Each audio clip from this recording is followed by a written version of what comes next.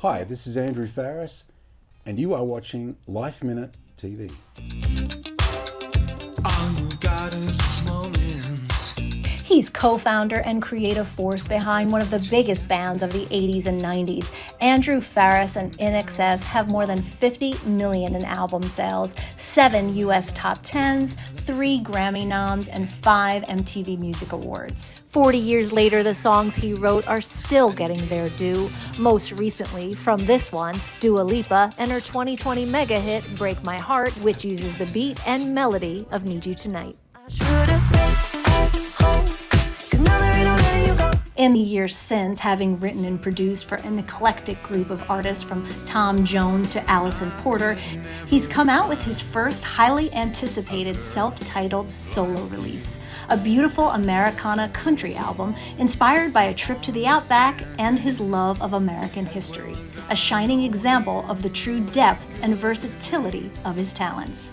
We were fortunate to have him visit our studios recently to tell us all about his new journey, reminisce about the past, and what's coming next. This is a Life Minute with Andrew Farriss. Hi, Andrew. Hi, Joanne. How are you? I'm doing well. Thanks for joining us on Life Minute. Yeah, you're welcome. So good to see you. How have you been? I've been really good. I've got a new record out, self-titled album. I've been playing some shows, and I have an awesome group of musicians. I've been fortunate enough to have playing with me, and yeah, but I feel good about what I'm doing right now. It's great. It is great. It's great. Tell us about your new solo project. I've always been a songwriter. So if anyone knows a little bit about me, and I can see a picture of my dear departed friend right behind me, I should say right here, Michael, and that's me next to him. But we wrote about 300 songs together in a band called INXS. And we had a big international experience with that. And we worked in over 50 countries with my two brothers, Tim and John, and band members Gary Beers and Kirk Pengilly. And we had an incredible experience. We worked together for decades, and love that band, love what we did. I love that band too. One of my all-time favorite bands. Yeah, great band. Good so people. Underrated. Yeah, and then but I kept writing songs, and part of my journey, how I ended up here, is I didn't necessarily start saying, well, I have to make a country record. I've always liked country music, and I like bluegrass, and I like lots of different genres, folk music, and funk music, and some rock, some hip hop, some jazz.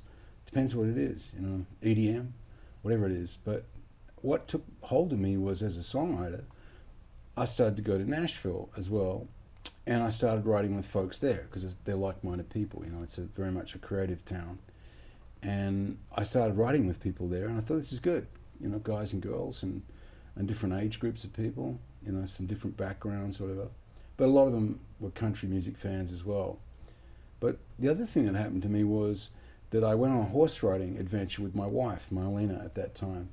And we went down along the southwestern part of the United States, right on the Mexican border, and where Arizona and New Mexico meet, right in there.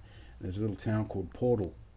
And there was a wrangler that owned, his name was Craig Lawson, and his wife Tamara, and they took us on a horse riding adventure all through that Chiricahua Mountain area, down around there, where there's a lot of history in that area, where you have the Apache Indians. Of course, you had the U.S. Cavalry, and you had the settlers, the pioneers up the road, Tombstone with the cowboys and all that. And I found myself riding around at first thinking I was just riding horses, but the more that Craig began to explain the history of this area, I was fascinated. And I don't live in Australia's beautiful coastline. I live out kind of west from the east coast, about 7 hours inland. I guess you call it the outback in Australia, and so I'm not exactly a stranger to wide open spaces, And I have a farm I've owned for 30 years out there, and we do cattle and grains when it rains. No rain, no grain. So I'm riding around that southwestern part of your beautiful country down there, and I'm beginning to get this history lesson that I didn't see coming. I was looking forward to the horse riding part. We rode horses 6 hours a day 6 days straight. But what clicked with me was the parallel with Australia's history culturally. You have the bush rangers, or outlaws as you call them, and all that kind of thing. You know, we had the same thing, crazy people riding around, getting up to no good and then being chased around by the authorities and all that kind of history. First Nations, and then you had the introduction of European people bringing other cultures and other instruments, all this cultural influence into both countries in the form of music. And the very early music was sort of like folk music and then became country music, see. And I was putting all this together in my head, and I went back. At that point, I'd always thought of a lot of the Old West stuff as being like a Hollywood film. But suddenly I went, no, it's not a Hollywood film. This is all real. I could actually see where, you know, Craig rode and showed us places where, like abandoned U.S. cavalry forts that were still there, middle of nowhere, like, you know, ghost towns. And then there was Apache Pass. And there's desolate areas. There's nobody around, you know. Cochise's stronghold, we rode our horses up there. And the point of what I'm trying to say is that, you know, I got back to Nashville again where I'd been writing songs, and I started talking to people. And they were like, what do you want to write a song about? And I'm like, I hesitated for a minute because I know everybody likes to pay the rent. You know, they all want a hit, right? Record, you know. So I'm thinking, but my mind was on fire from this little adventure. So I said, I'd really like to write about the Old West, you know, in that era before electricity. And people were like, uh-oh, you know, why did I have to come to this co-write today? You know? But I said, no, I really want to. And I wrote a song called Apache Pass with a brilliant writer called Frank Myers, who's my vintage, and I'm a big fan of Frank's work. And he and I wrote this song called Apache Pass, and that was really the beginning for me, which is on my self-titled album, Andrew Farriss, because I've got no imagination. But that's how I ended up starting what became my album, and then I thought, well, if I could do that once, why don't I do that again? And I looked back through a lot of my songs, and I was re-recording all the demos, and then I realized that some of the songs that I had from a long time ago, like there's a song called Come Midnight that has a lot of like Western guitar, electric guitar sort of on it, style that I wrote years ago that was really disconnected from anything I'd ever done before as a music producer or working with INXS or other artists or whatever I'd done. It was just out on its own. I thought, now it's finally time for you to be part of this, you know, that group of work. And that's kind of how I ended up doing it. And then your single, tell us about that. And Okay. tell us who your rock is. Sure. Yeah, You Are My Rock is the last, well, in the old school album vinyl record sense, is the last track on my 12-track album. And You Are My Rock is basically a song I co-wrote with my good friend Kieran Gribben. He's from County Derry in Northern Ireland originally.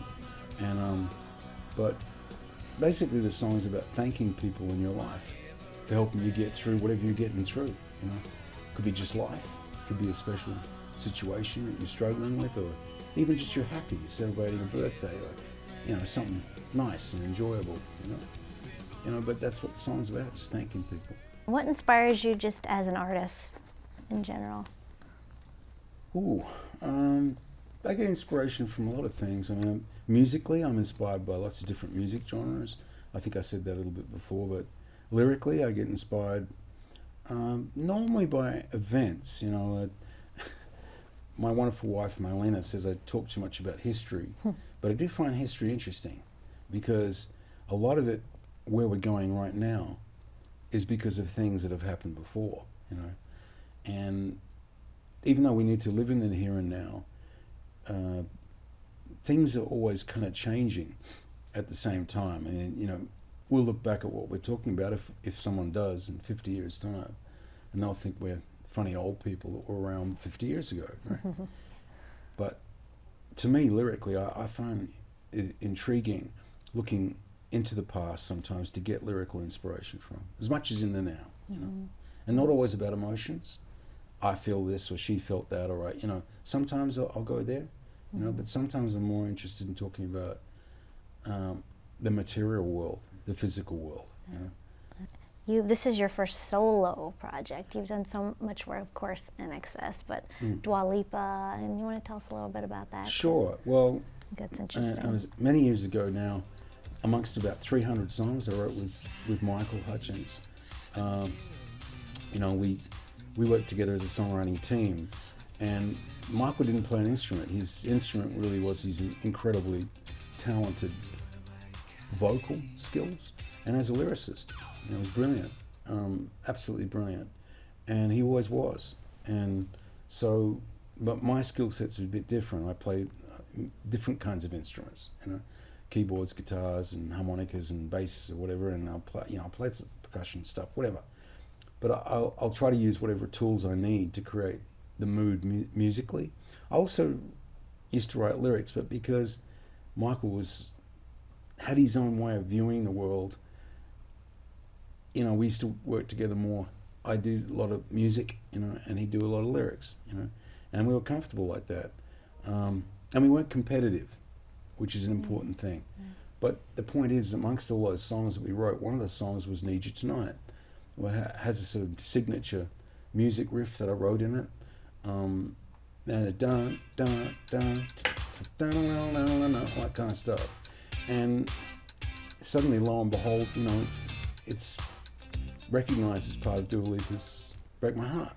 And I'm a big fan of hers. I think she's awesome. So I feel really, you know, privileged to be a part of all that on a writing credit. And, you know, I really appreciate that. And they gave us a Billion Stream Award or something for that, for that, being a part of that. And that kind of blew me away. It's amazing. I don't think a lot of people realize that you were the co-founder of INXS, and you wrote, you know, created so many of those songs. And it's so different from country. I think that's neat too. I mean, we've talked about it, how you're so eclectic, but I just think it's so neat. What bands were you inspired by as you grew up? Well, that's a good question. I was looking through some older photographs that my mum and dad used to have back in the day that were taken just with film, you know, way before digital. And in the bedroom, I think when I would have probably been about 10 or 11 years old, I didn't even realize I had a big black and white poster of John Fogerty from Creedence. And until I looked at that photograph that Mum and Dad had, I had no idea I had that poster in my room. But even before that, my dad was originally from England, and he'd come out at the end of World War II. He was in the Royal Navy, and he came out with a bunch of guys, and they set up a big company in Australia. He met my mother. She was from Western Australia. And then in those years, people didn't fly around in airplanes everywhere, unless you were in the military, I guess. You know, they went by ship, most people. And, or if you were very wealthy, I guess you flew. But you'd have to do a lot of stopovers to get where you were going by plane. So it would have made it prohibitively expensive, you know. So anyway, Dad wanted to take us, my two brothers and myself, back via ship, because he liked ships, because he'd been in the Navy. And so we went around, passed through the Middle East and Suez Canal to London by ship for 3 weeks. Never been so seasick in my life, I've got to tell you. I bet. I can still remember that, believe me. And, but my older brother loved it. You know, he's always loved ships and boats and all that kind of stuff, but I freaked out. I was like, whoa, I'm a land guy, definitely a land guy. But we finally got to London, and when we got there, you know, because Australians knew we were around, we got invited to go down to a variety show in 1964 and out walked the Beatles. So to answer your story, that was the first band I ever saw. Wow. Was the Beatles, yeah. And they walked out and they played and performed on a television show. And my brothers and I sat there and watched that and went, well, this is pretty amazing, you know. But it was even more amazing looking at the technology. There was like, you know, there was TV cameras moving around and people running around and lights and things just like in here and action, like kind of stuff, you know. And I remember when we went back to Australia, and you got to understand, Perth, the city of Perth in Western Australia, I think is the most isolated city in the world geographically, anywhere in the world. Okay, because you only got Antarctica down beneath you. There's penguins there, right? And you know you don't, and anything else around is a long way away, you know. And in those years, it's a long time ago now.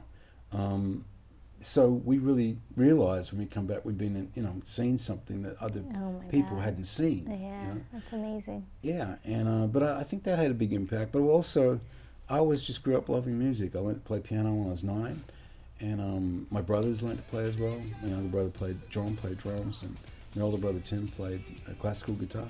He was classically trained. So I used to go into his bedroom when he wasn't looking and pick up the guitar. I started messing around with it. And so I taught myself. I still don't know exactly where all the notes are. I just if I like something that I'm writing, I remember what it is, or not. But I still don't know what the notes are. I just, if I like the sound of it, I'll play it. But the keyboards, I was a bit different. I was trained for a little while classically, and then I got.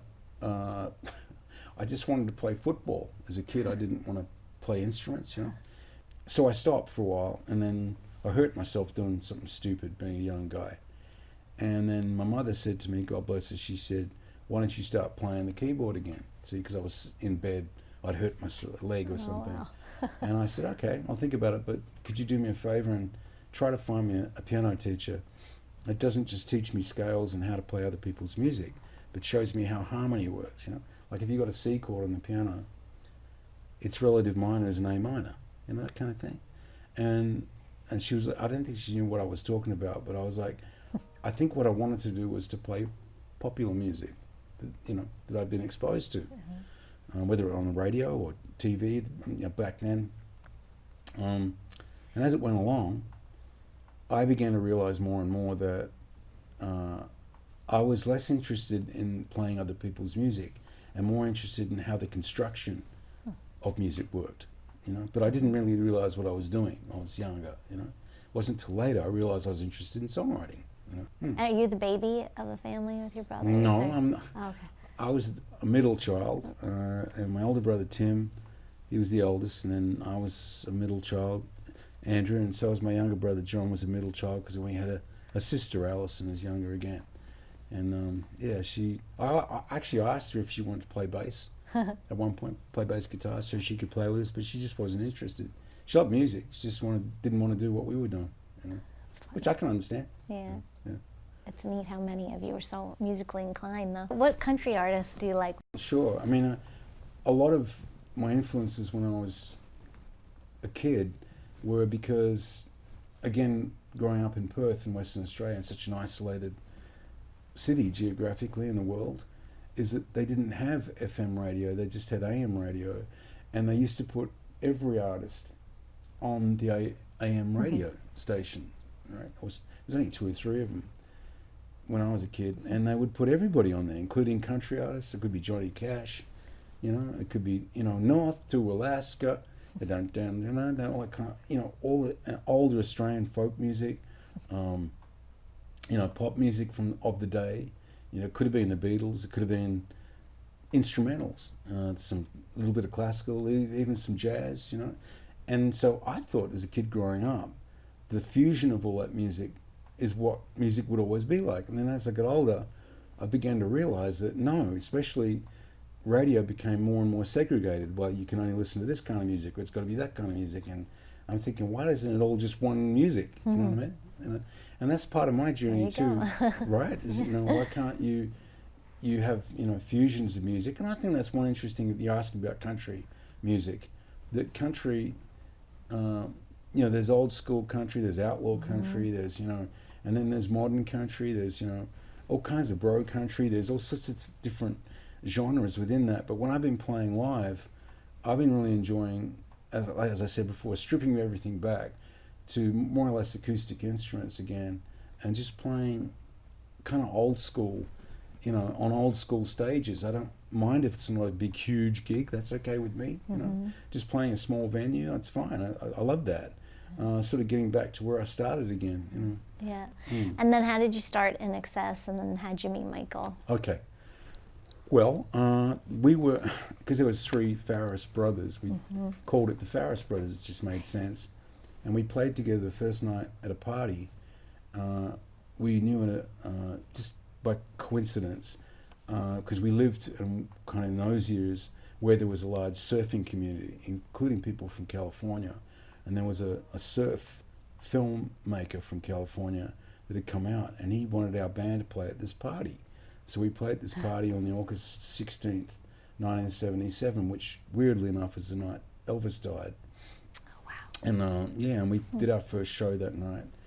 And we really enjoyed playing together, and everybody seemed to like it, and we left going, wow, because that was the first time we'd ever played live, right? And that went over really well. And then, but that then turned in later, we changed the name of the band to INXS. That's how that happened. Where'd you come up with that name? Okay, well that's interesting too, because I always wondered. yeah, well we were doing a show again along a surfing community area in the north of Sydney in Australia on the east coast, and someone that we were with at the time had just said the name INXS, and of course, you know, we were thinking it's the INEXCESS, and they're like, no, just look at the 4 letters, and we're like, that's it, that's a good name, it's clever, you know. And so we just took that, and no one seemed to think about it, you know. We went off, we'll have that, you know.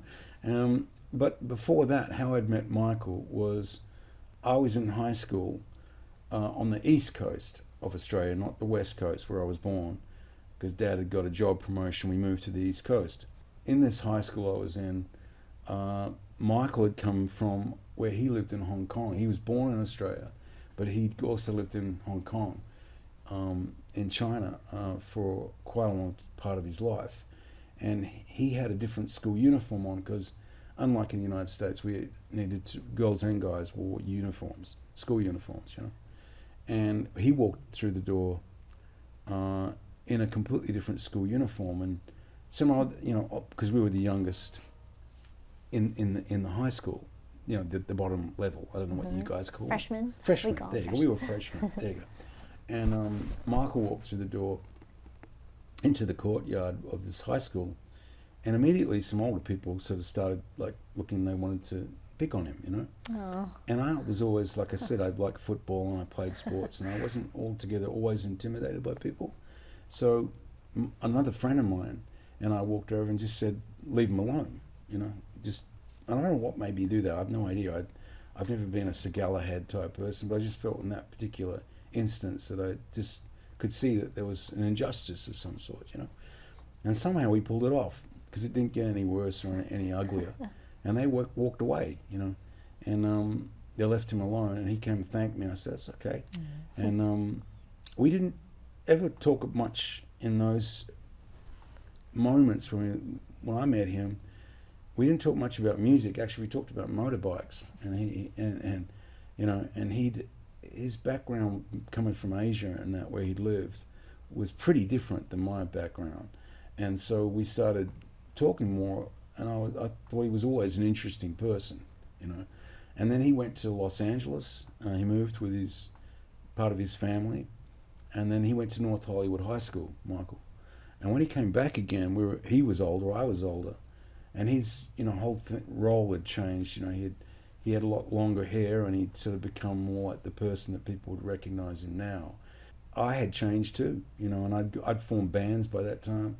You know, I had my own band, you know, with other people in it, and including Gary, that would later play with INXS, and then Michael. And I said to Michael, why don't you and I try to write together? You know, write some songs, and we did. We started writing, and we just had this click thing. You know, I guess it's like other high school band stories. You know, I guess. You know. Yeah. Yeah. That's neat. Mm.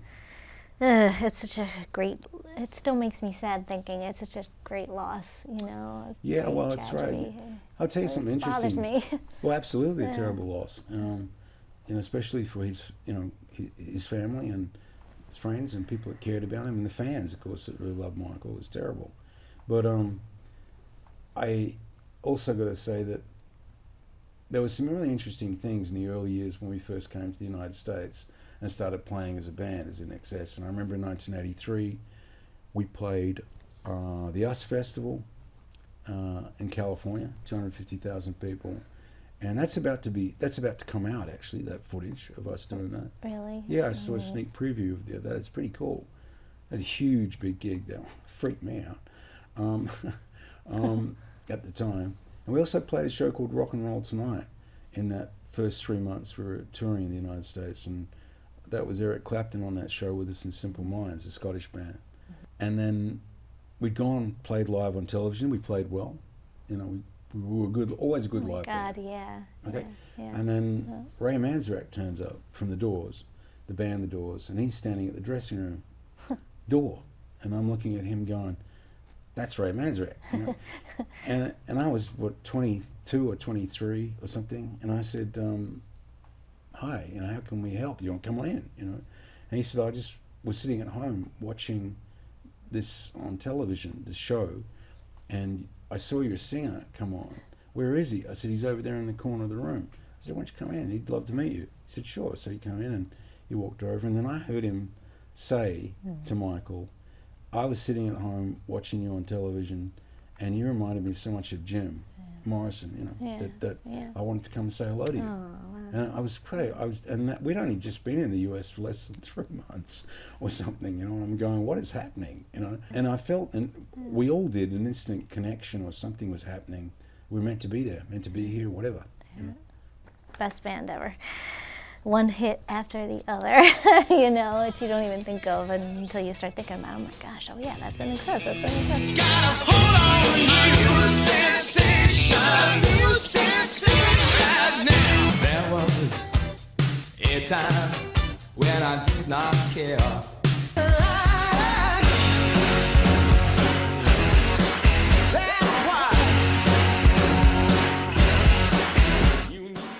I think one of the interesting things for me about what I'm doing now as Andrew Farriss with my own country music is I've just been really excited again to do something where I feel creatively, you know, I've got an audience that is actually interested in what I'm doing, you know, as a solo artist, and I want to thank everybody out there that's kind of listening to my music or whatever, and I just want to say thanks. Cool. You know, I'm having a good time at the moment, and I'll keep doing it if people are I'm so interested glad you're in doing it. it. I'll keep doing it. What's next? What's next that you want to do?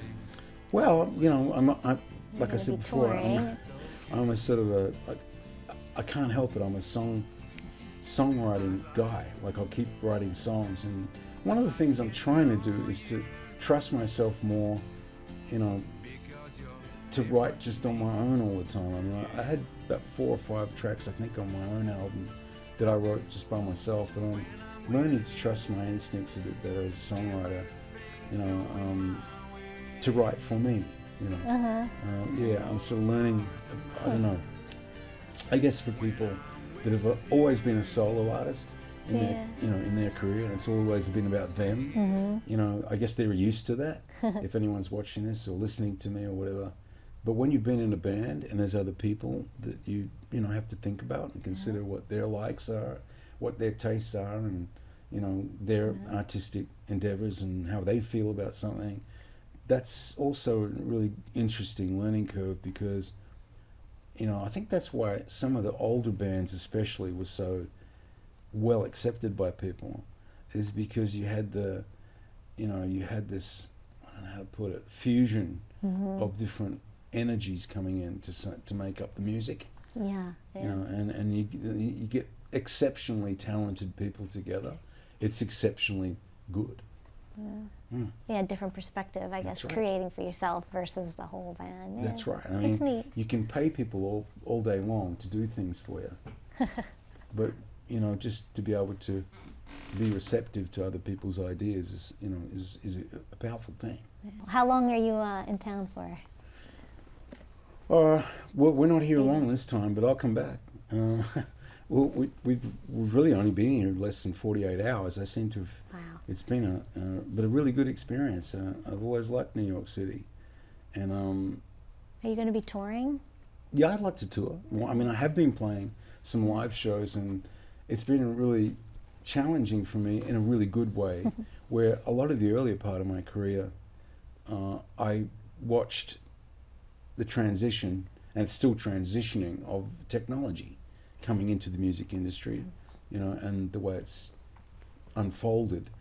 And I got excited about all that in the old days. I used to work a lot with keyboards and synthesizers and samplers and drum machines, and then it turned into, you know, programs on the computer, and you're programming everything and working on those sort of software sort of landscapes or whatever. But I'm about to say next, I'm going to deep dive into saying that what I have been doing is weaning myself off technology and actually just playing with people again, playing acoustic instruments.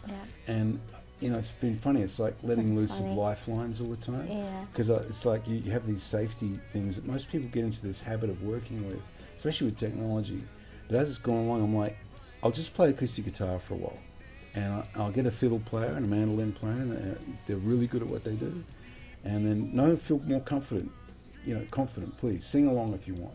And then I'll get a bass player, you know, and you can play an upright bass if you want, or, you know, and actually go backwards in time more and more musically, you know, and even vocally, you know, I'm trying to make sure that, especially in an era where so much technology is used all the time to enhance the quality of your voice, is I'm trying to, you know, get my act together vocally live all the time, so I sing better and improve my acoustic talents again, you know, as best I can. Because then when you pick up an electronic instrument, it's like having the most awesome Ferrari, you know. Because if you can play something acoustically, you know, it's like it's the real deal. like it, you know, it makes the electronic things just seem so cool, you know. That's neat. Are people, you think, are your fans surprised about the music you're doing now? You think old INXS fans will be surprised or are surprised? Or well, I think they get it. Yeah, I think a lot of things. I mean, I think INXS's, you know, fans, and I'll say thank you so much for everyone that's followed everything that we've done over the years. But I think my journey is my journey. I mean, I don't know. My dad used to have a lot of sayings. One of them was no regrets. You know, I don't regret anything I ever did with INXS. I love my experiences that we had together, and we shared things together, and highs and lows. You know, but I'm doing something else. That's a good life lesson. Well, that's right. You know, you do the best with what you have when you can do it. Yeah. That's a good one. The other thing I should say is a lot of my influence for the visuals that I've been doing, including like my album artwork over here, and that's very cool. That artwork and especially the vinyl on a vinyl. That when I first put physical product together, you know, someone of my vintage said, "Yeah, you know, Andrew, it's all digital now," you know, and I'm like, "Yeah, I know that." But I like the tangible thing with physical product. And so we had a friend of ours, Marlena, my wife, and I have a friend called Kiki Kiana, and she lives up in Montana. And she's just incredibly talented with graphic art, well, lots of things she's really talented at. But, and digital mediums. And she designed the artwork with suggestions and that Marlena and I had for the vinyl. Wow. Oh my goodness. She did all this artwork? Yeah, wow, that's beautiful. Incredibly talented. Look at this. Wow. Yeah. If I said to you, where's your music collection, what are you going to tell me? It's in my smartphone? Not me. Mine's in my basement. I Right, have a lot of cool. vinyl Okay. and DVDs down there. We that's still cool, have yeah. all shelves of DVDs. I was going to say that for me, the physical thing is goes back to when I was a lot younger, and I watched the whole progression of digital and all the rest of it. But I do like the physical, tangible thing. You know, I think it's interesting. Plus, you can get a lot more arty just like that with it. You know? Yeah, for sure. What I am thinking about a lot at the moment in my creative life and what I want to do next. I got some ideas about what I want to do next. I don't want to share them, but my mind is on it. Well, forget it. Yeah, that's right. But my mind is on it. Let's put it that way. I live in the now, but I'm thinking about what's coming. Yeah, so. yeah. As an artist, you're lucky if anyone likes you, or your music, or your songs, or anything, and you're fortunate to get anywhere, really. You know, so for me to go back, I've virtually started all over again. You know, even though I had this, I've worked as a music producer with other artists, and I've done all sorts of things, co-written with people over the years, you know, and of course my experience with INXS has been invaluable for me, and I hope for them. But what I'm doing now is kind of really going back to where I originally started, I think. Yeah, with physical instruments. Right. Well, congratulations. You're doing great. It's Thanks, awesome. Sharon. I appreciate it. And so happy you came. Such an honor and a pleasure to talk to you. Great. Yeah, great to talk to you too. To hear more of this interview, visit our podcast, LifeMinute TV, on iTunes and all streaming podcast platforms.